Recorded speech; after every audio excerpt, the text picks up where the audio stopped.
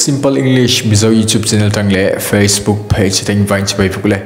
voina po hin ni tin kan man tang kai le nge theitur sap tong kan zir don ani kan thua ka sap tong kha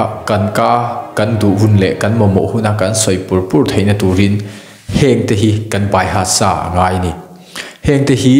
mizo tong kan thria sa fe kan ya kan man tampo an ni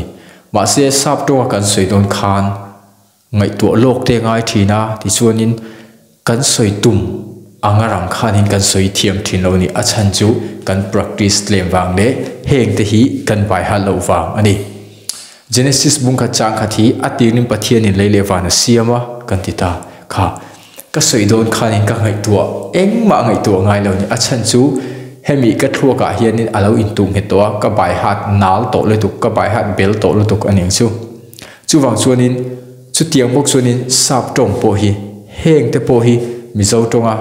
kan soi tam thinia ma se sap to kan soi don chuanin ka soi hi adikem o ang chi tele soi dik lo kan lo awa kan soi lo tam tak le kan min soi thiam tir lo de po ka teng chu kha ting kha tam tak om ni ma se voina hianin tran pui don che ni voina in hek te hi kan siranga ti chuanin sap tong ama ain mai son nge don ni ole tu chano tran khanang o engma ka nei lo engma ka nei lo tia sap tong kan soi du ni chuan he tiang hian kan soi thai ani engma ka nei lo ti chu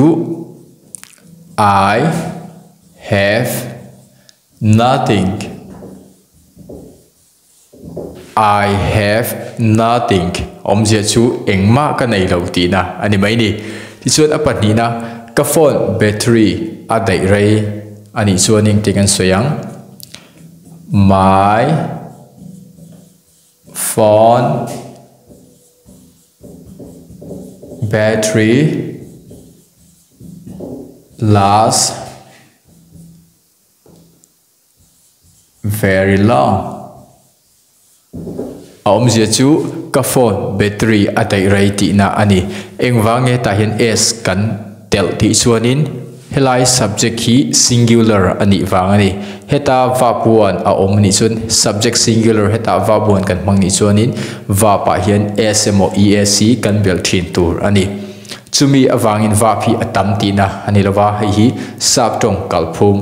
grammar basic ka kan zir to fekin ka ring ani ti chuanin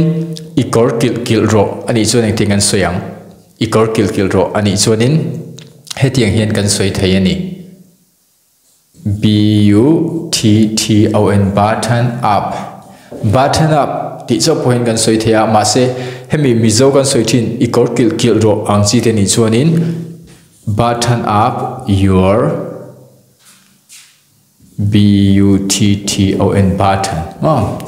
button up your button kor kil kha pakha chaw ni lo chuan ta hian s kan tel mai button up your buttons om je chu ikor kil ro ti na ni mai ni button up ti cho po hian in apan thai thawani ma se chip chiar zo ka kan soi du ni chonin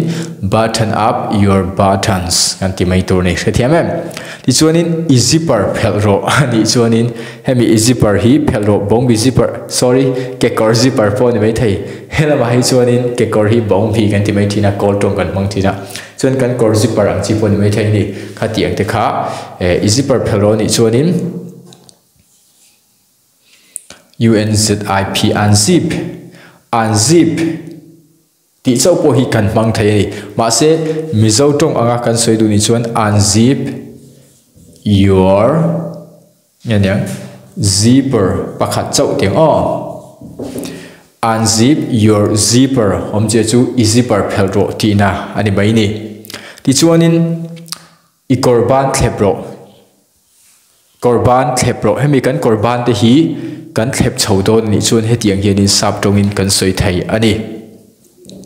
engtinge kan soyang ti chuanin roll up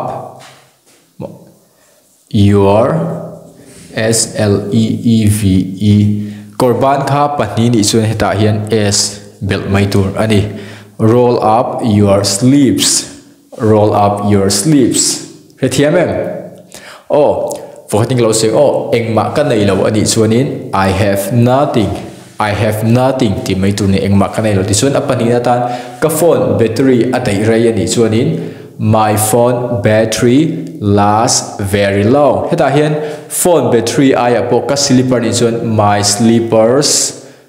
last very long ti mai tur ani ti chuanin ikor kil ron ni chuan button up